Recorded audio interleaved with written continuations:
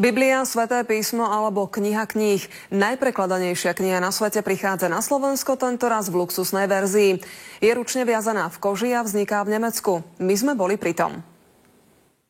Takto je ona. 6,5 kg, vyše 1000 strán, okolo 300 ilustrácií, ozdoby z 24-karátového zlata.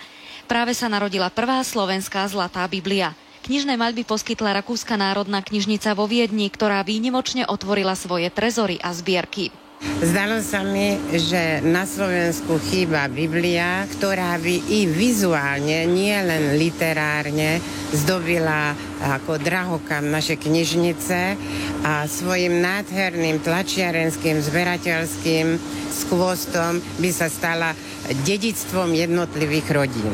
Používa sa pri nej minimum strojovej práce. Vyrábajú ju šikovné ruky v rodinnej dielni Majerovcov v nemeckom mestečku Esslingen nedaleko Stuttgartu. Naše knihviazačstvo založil pred 60 rokmi môj starý otec. Po druhej svetovej vojne začínal v obývačke svojho domu a dnes je to už tretia generácia. Slovenská verzia viedenskej obrazovej Biblie je štvrtá v poradí po nemeckej, slovinskej a chorvátskej.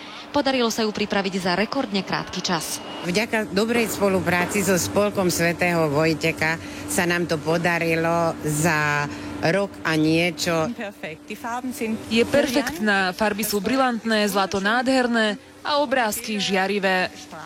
Jeden výtlačok tejto Biblie, vyrobený špeciálne v bielej koži, dostane v októbri ako dar zo Slovenska pápež Benedikt XVI.